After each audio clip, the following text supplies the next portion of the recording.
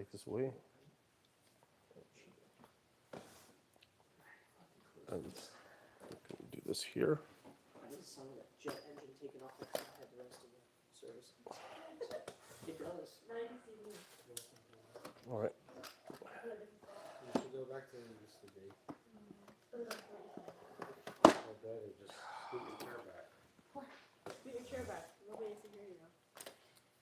All right. We have everybody here now? Just go back to your normal position. And I'll be fine. Annette?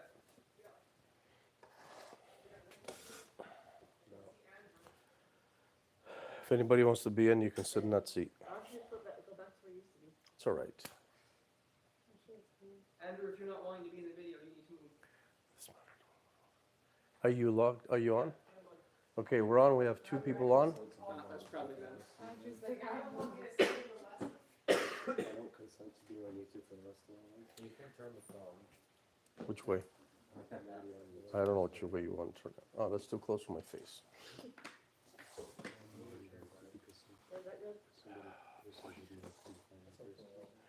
All right. Welcome, everyone. Glad you guys are here. We have just a little quick study. We're going to go to Ephesians chapter 5. It's going to be almost like a message type study, a little bit of preaching, a little bit of study. We're going to look at redeeming the time this evening, a topic that I think all of us every once in a while need to reflect and say, okay, am I making proper use of my time? So we're going to go to Ephesians chapter 5. I'm going to begin reading from 15 through 17, and I'm going to read another verse in Colossians.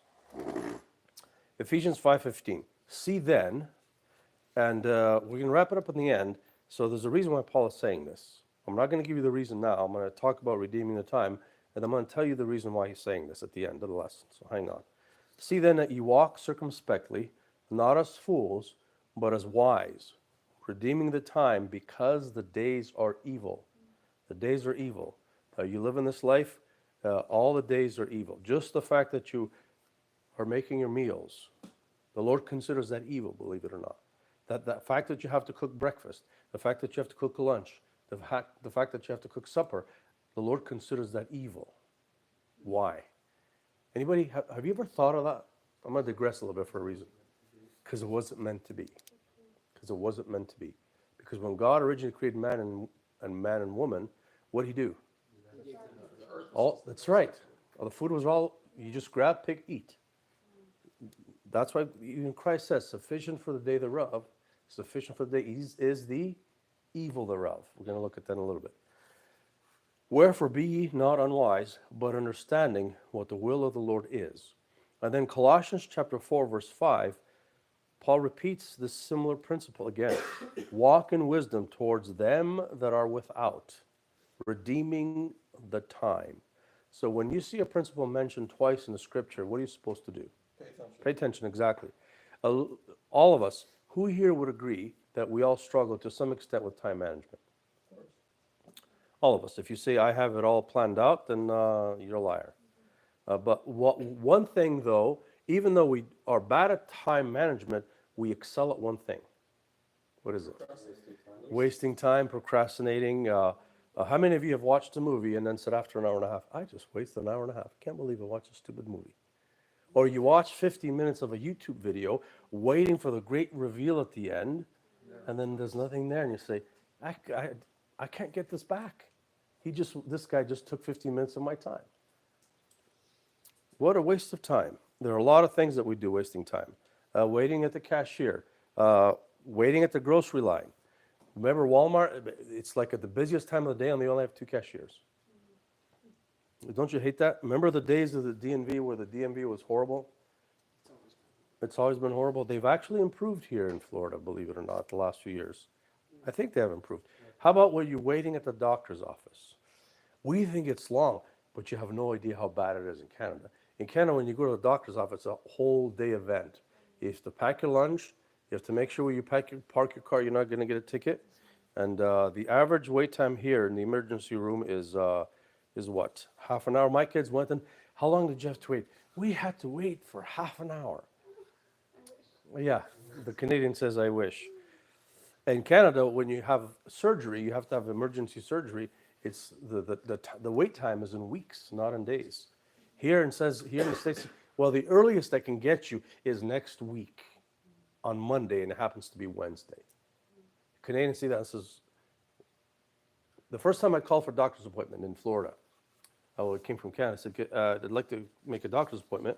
He says, okay, well, when do you want to come? I said, what time do you have available? She goes, okay, what time, do you have anything? She goes, we have a few slots this week. And I didn't speak for a few seconds. Because what are you talking about this week? I was planning, okay, 2 months from now, I'm going to go see the doctor, you know. After my whatever problem I had grew and turned into some kind of cancerous growth. But there was a story I heard years ago about a couple of doctors went to a conference. The doctors had were excited to hear the speaker talk to them. And he was late on purpose. He waited an hour and a half before he actually got on the podium and started speaking. All the doctors there were visibly annoyed. And as he started speaking, the first thing he said, well, what do you guys think about waiting for an hour and a half? And he says, that's what happens that's how your patients feel when they're in your office waiting for you. Let's just say they weren't too happy. So I want to look at 6 things this evening. Caught some of you.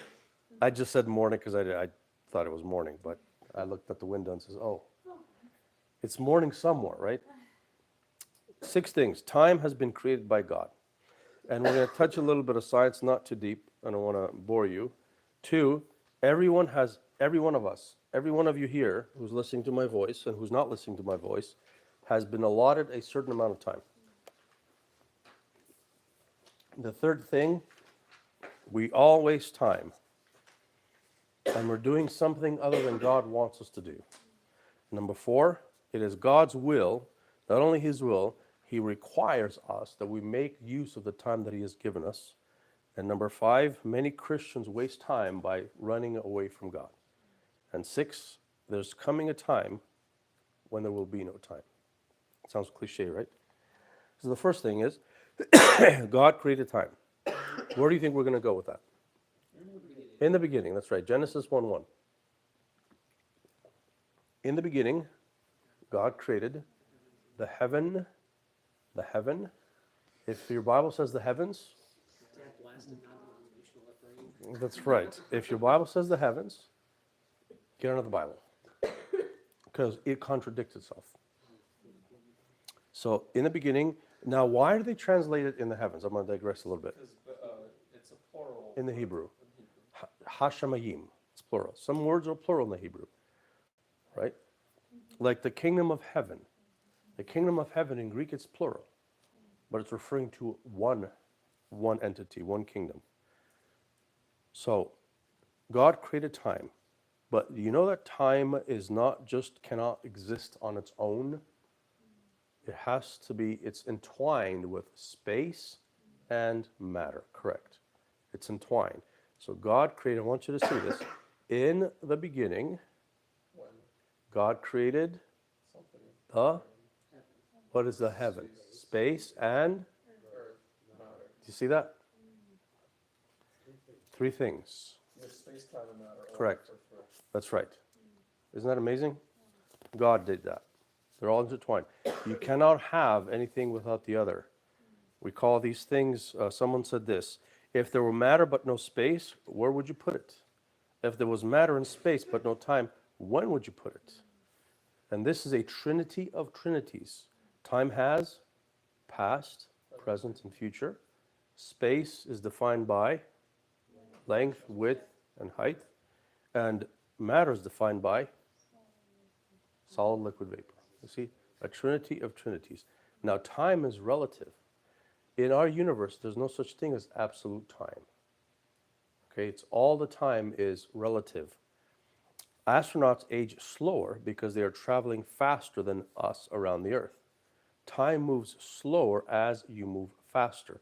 Time is also dependent on gravitational pull. The greater the gravitational pull, the slower the time occurs. This is called the gravitational time dilation. In a nutshell, it just means time moves slower as gravity increases. Now, I want to give you a thought here to blow your mind a little bit. So we have gravity on Earth. We're on Earth. Earth has gravity. So time moves slow compared to who? Exactly. Where there is no gravity. So we are moving as when God looks at us, it's like a flash. The entire history of earth for God is like a flash because there's no gravity where he is. So time is slowed down for us because of gravity. That's why Peter can say in 2 Peter chapter 3 verse 8, but beloved, be not ignorant of this one thing. Without even knowing it, Peter is telling us about the theory of relativity. The one day is with the Lord as 1,000 years, and as 1,000 years is one day. So when 1,000 years transpires here on earth, for the Lord it's like a day. Everything that has happened on this earth to God is like a flash, because he's outside of time.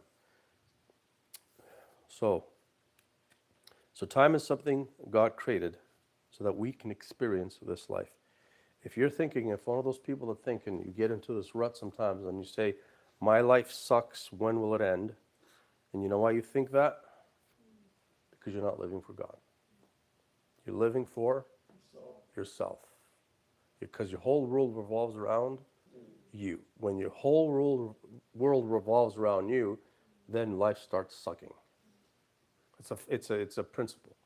So once you stop looking at yourself and your life and you start looking at God, then things change. Then your attitude change. You're happiest in the will of God. And the sad part is Christians choose to live outside the will of God and remain miserable. That's tragic. That's the second tragedy of the human existence. The first tragedy is people who don't get saved, they don't trust Christ, and they're going to end up in a Christless eternity. And the second one is a Christian who's not living for God, but living for self. The second point I want to cover is everyone has been allotted a certain amount of time. God has all given us a measure of time, a measure of talents, and a measure of treasures. And God wants to profit from these talents. God has given you your talents not for you to go around saying how great I am, but what? To glorify God. That's right, to say how great he is. In Matthew, I'm going to look at Matthew 25 now, a couple of verses from Matthew 25. Matthew 25:14. For the kingdom of heaven is as a man traveling into a far country, and called his own servants, and delivered unto them his goods. Do you understand what that means? Yeah. What does it mean? It means that the master is the one who's giving them, it belongs to him. That's right. So when our talents are not our talents, they're talents that God has given to us. And they belong to him. They belong to God. Your intelligence belongs to who? God. God. It's not for you to go around telling, look how smart I am. Your lack of intelligence belongs to who? God. God. You see that? Everyone has talents. Now, I want you to notice Matthew 25:19. After, you see that? So what happened? A passage of time. God gave them a certain amount of time. After a long time, the Lord of those servants cometh and reckoneth with them. So the Lord has given every one of us time, talents, and treasures. Hebrews 9:27 says, and it is appointed unto men once to die, but after this the judgment. Ephesians 4:8, wherefore he saith, when he ascended up on high, he led captivity captive and gave gifts to men.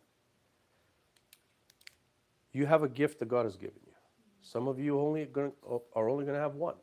Some of you are going to have 5. Some of you are going to have 10. But what is the point? What is the point? Is the point how many talents God has given you? What is the point? What you do with them? God may have given you 10 talents, but if you do nothing with them, what does it avail? Nothing. If God has given you 1 talent and you use it to the fullest, that's what God expects. It doesn't matter how many talents God has given you, because he's the one who decides what talents you get. No, that's why Paul says, you cannot say to God, why hast thou made me thus? And the Calvinists use that verse completely out of context. Do you know anybody who's lived past the age of 100? Personally, no, I don't. Past the age of 90. I knew one lady, 94. She died. C.T. Studd said, only one life, 'twill soon be past. Only what's done for Christ will last. And this is an excerpt from a poem that he wrote that I'm not going to read this evening, but what I've done is I have included the poem in the appendix of the lesson. for you to read at some other time. Remember Solomon? Remember the conclusion at the end of his life, what he said? Yep. Ecclesiastes 12:13, let us all hear the conclusion of the matter. For the whole matter, fear God and keep his commandments, for this is the whole duty of man. No matter what you accomplish in this life, it will not matter unless you do the will of God. And no one knows how many days God has allotted for you. My mother passed away just before she turned 55. My dad, he almost made it at 80. My mother-in-law, a few months before her 72nd birthday. We've lost twins. They didn't even make it past the womb. No one knows how much time you have left. They say the average life expectancy in the U.S. for men is 74.8, and for women is 80.2. So men want to marry younger women, but I feel bad for these women because they're going to die before they do. So the goal is, guys, marry older women. No, I'm just kidding. I'm just kidding. That didn't come out right. That's just like, that's me. That came out perfect? You think so? Anyways, let's look at point number 3. Everyone wastes time, okay? And we all do something that God does not want us to do. I hate wasting time. Some of us are better than others. Someone wrote this. I give you some funny stuff here. I wasted too much time on Facebook today. And the like comment below said, Mark Zuckerberg liked this. Someone else said, I am great at multitasking. I can waste time, be unproductive, and procrastinate all at the same time. Wow. Someone else said, we waste time because we are afraid to give it our best. There are some people that are actually afraid of success. They're afraid of success. Sometimes we waste time because we don't have a plan. In the business world, we say this: if you fail to plan, then you have planned to fail. I'm trying to teach my children this. As a Christian, you have to have certain time management skills. You have to balance your life, your home life, your work life, and your spiritual life. And God gives you the wisdom that you may be able to do that. You have to juggle these things. And as long as you put God first, God will give you the wisdom to do these things. And one of the things that we're all guilty of it to some extent, some of us more than others, entertainment, I'm telling you, entertainment has been put on this world for one reason only. What do you think that is? To waste time. The devil wants us to be distracted. He wants us to waste time.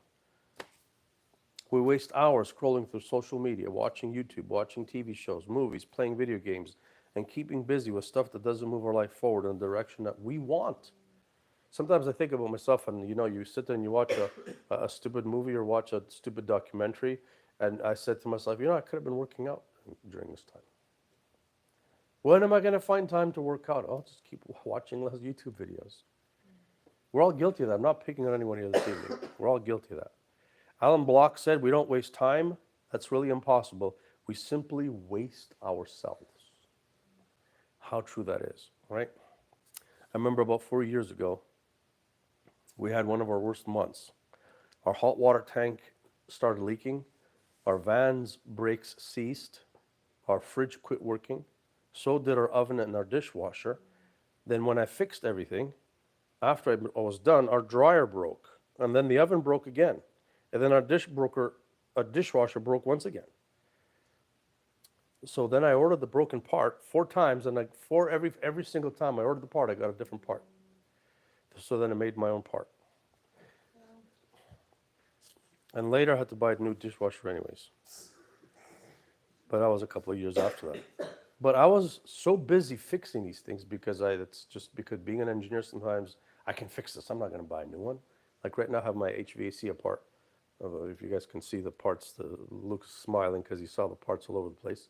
Got the motor out, got the panels out, disconnected the wires. And because you're an engineer, you can fix these things. But the Lord one time told me, it's like, how much time are you wasting doing all these things? It's keeping you away from me. And I got convicted. God reminded me, the cares of this world, Mark 4:19, and the cares of this world and the deceitfulness. You see that? It's not only just the cares of this world. What are the cares of this world? What are the cares of this world? Let's pause there for a minute.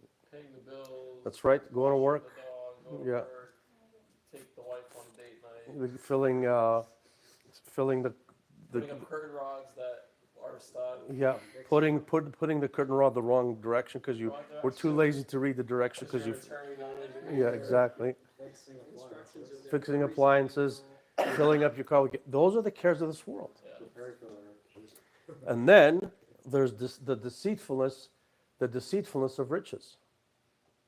Right? What are the deceitfulness of riches? My Bitcoin is gonna make me a millionaire. Yeah, No, it's Doge. Chasing money. chasing money, chasing money. Right? So is having a career a bad thing? Absolutely not. If you hear any pastor or any Christian leader tell you having a career is bad, that's not scriptural. What's the problem? Putting it before God. That's right, focusing it. Because think about it. If we had no workers in this world, what would happen? nothing. Nothing will get done. Nothing would get done.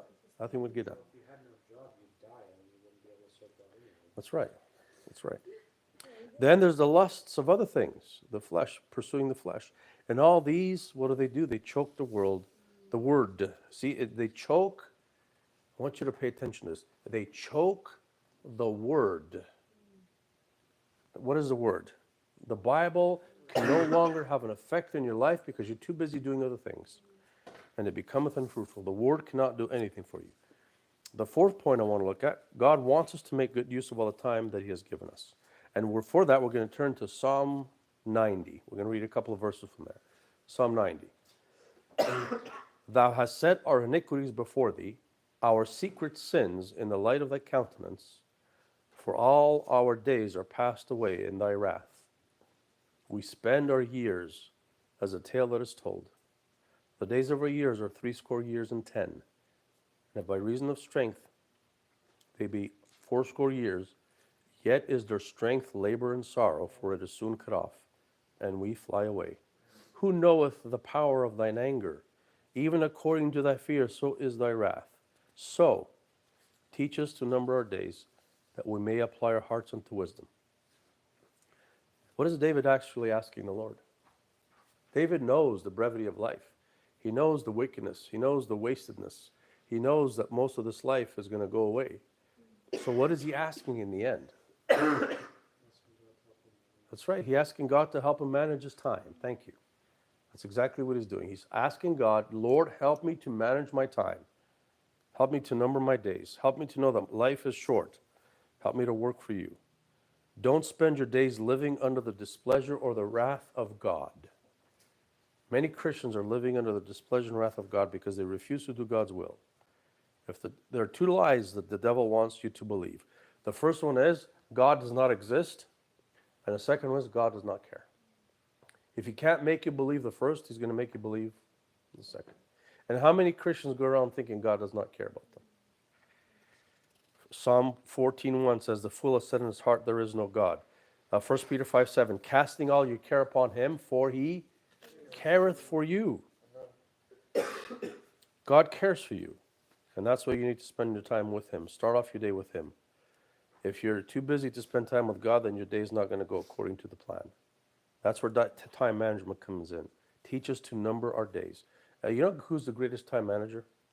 God. Why don't you hire God to manage your time? Hire him. Say, Lord, I'm horrible. I want to read a story to you about an incredible woman. And I believe this woman is going to have great rewards in heaven. And she actually puts a lot of women to shame. Susanna Wesley. You heard of her? She was born in 1669 in London, England.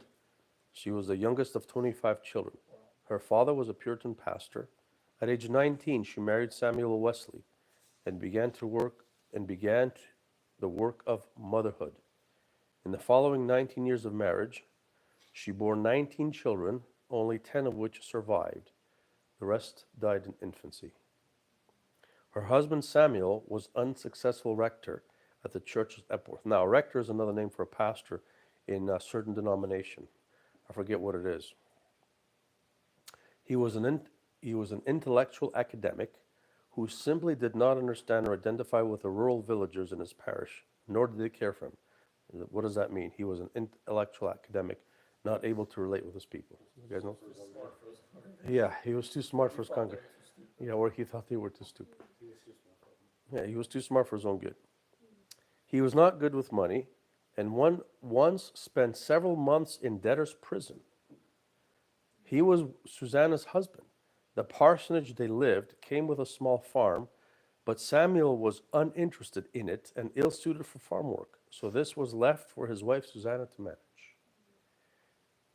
I don't know if it's in the story here, but this man was writing a commentary on the life and suffering of Job. It isn't here? So she raised her children, managed the farm, homeschooled them, and took care of everything else, all on her own. And what little money they had, her husband spent as he went away long periods of time, yes, it's in the notes here, studying about Job's intense sufferings, while his own breathing wife was enduring real pain and hardship, largely on her own, without any help from her husband. That's the tragedy of some men out there. Some men, it's exactly what they do to their wives. They want them to work. They come home and they expect them to cook, clean, take care of the kids, take the kids to school. It doesn't work that way. It doesn't work that way. But despite this woman's hardships, she managed to spend time every day with each of her children. She set a rotating schedule through which each of her children spent an hour with her alone before bedtime. Not every night, because she had so many children. She spent 1 hour a night with each of her children. She was on rotation. So that means Monday through, after 10 days, she had 19 kids, 10 survived, right? So after 10 days, she would start the rotation again. She was the mother of John and Charles Wesley, the fathers of Methodism. Both her sons preached in America and were responsible for the revivals in England and America. Now you're going to get convicted. What she said, she planned every moment of her day.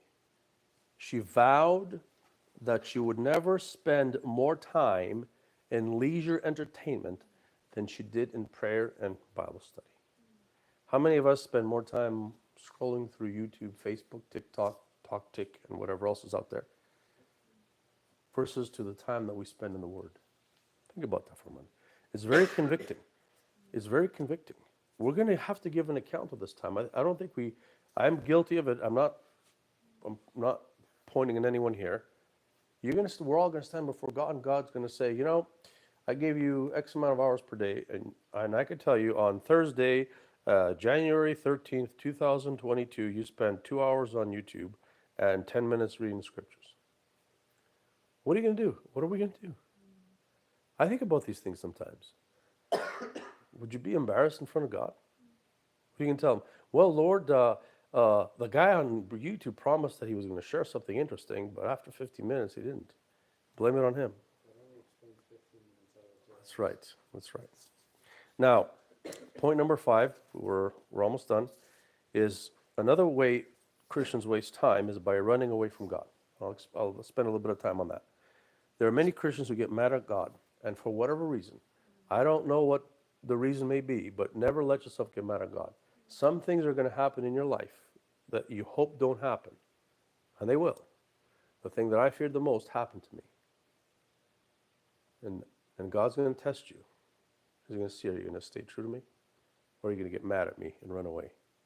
And what happens is those Christians, they become frozen in disobedience. They become, in a way, frozen in time. Not in the time that we think of it today, but they become frozen in time regarding the will of God. So instead of spending time doing the will of God, time is progressing, God's own will is progressing, and they're stuck in that moment in time and having done nothing for God. Why? Because they got mad at God. God has a harsh message for these people. Remember we said we were going to give you the reason why God tells us to redeem the time? Ephesians 5:14. Wherefore he saith, awake thou that sleepest, and arise from the dead, and Christ shall give thee light. Who is this talking to? The Christian who is doing absolutely nothing for God. and is just dead spiritually and is just sleeping spiritually. We're all guilty to some extent of this, and God's command to us is wake up, wake up. Stop sleeping, do something before it's too late. And it's Christ the one who's going to illuminate us and guide us into his truth and will. But we have to let him. I should use this in church sometimes when I see somebody falling asleep. Awake thou that sleepest, arise from the dead, and Christ shall illuminate thy, shall give thee light, right? If you do a search for this message topic, quit running from God, you're going to see everybody, every Tom, Dick, and Harry has a message on quit running from God. Even Joyce Myers has a message, quit running from God. I didn't read it, I didn't watch it, I just saw a blurb. Why do they have this? Why is this such a topic that everybody wants to talk about? That's right, because it's so true. There's so much truth to it. Even the secular world recognizes that people are running from God. You know what happens when you run from God? Think of Jonah. He was eaten by a fish. You want to be eaten by a fish? No. Not particularly. Maybe tonight, if the storm surge is huge from Hurricane Milton, we all have sharks swimming in our front yards. Running from God is like a turtle trying to outrace a cheetah. You're not going to win. You're not going to win. You're simply wasting time. If anyone's out there listening to my voice and you have wasted years because you're mad at God, you're hurting yourself, not God. God's going to keep going with his plan. God's going to do what he's going to do. His will is going to be accomplished. But you're going to be the one that's going to fall short. Don't get mad at God. And you know what do you know what it really means, what it really is when a Christian gets mad at God, what they're actually doing? You can cheat and look at the notes. What are they doing when they get mad at God?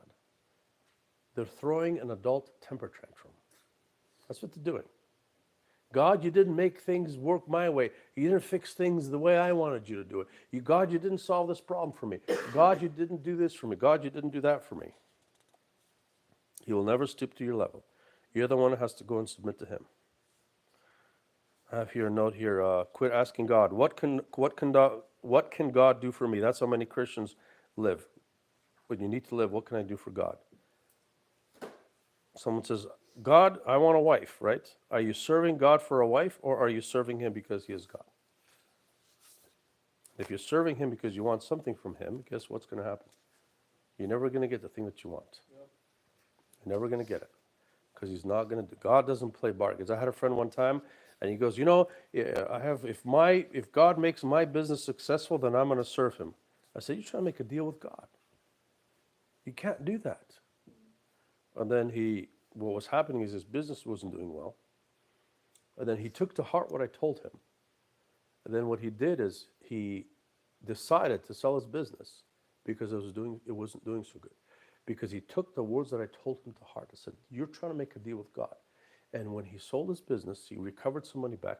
Guess a couple of months what happened after he sold his business? COVID. Had he hung on to that business, he would have lost a lot more. And he told me that afterwards. I got mad when I reflected on what you said. You don't make deals with God. The last point, and we're done. There is coming a time when there will be no time. John 9:4 says, I must work the works of him that sent me while it is day. The night cometh when no man can work. God is encouraging us to serve God now, because there's going to come a time when you won't be able to serve God.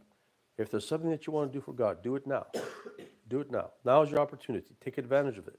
When God calls you home, there will be no opportunity for you to do anything for him. All you're going to do at that point is give an account of what you've done for him.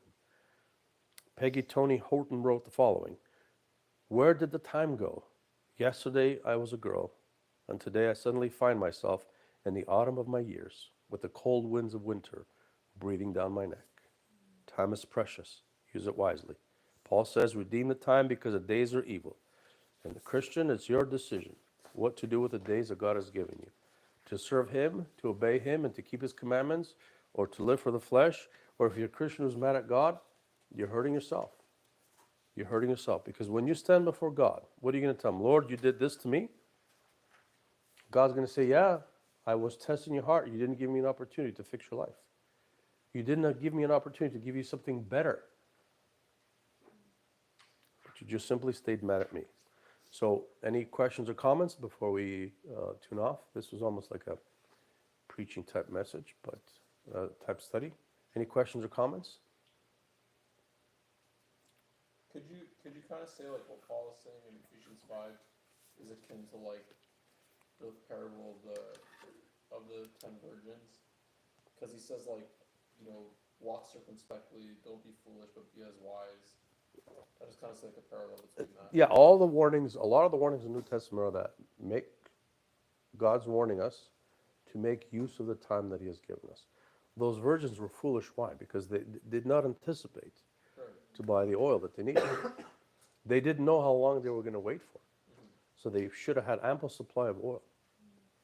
So they failed at that. So there's going to be many Christians. Let it not be us.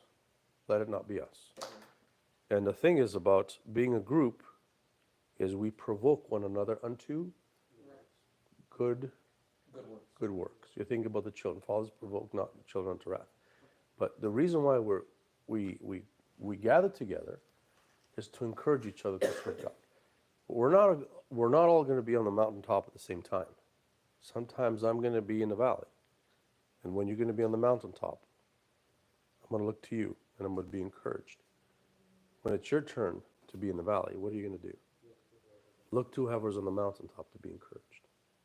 Because no one's going to be on the mountaintop for the rest of their lives. The Christian life is filled with peaks and valleys. Hopefully in the end, more peaks than valleys. All right, let's end it there. And then we'll be back next week and we'll continue our regular study on soteriology. We're getting into the book of Hebrews. One of the hardest books, I'm telling you, to interpret in the New Testament is the Ezekiel of the New Testament.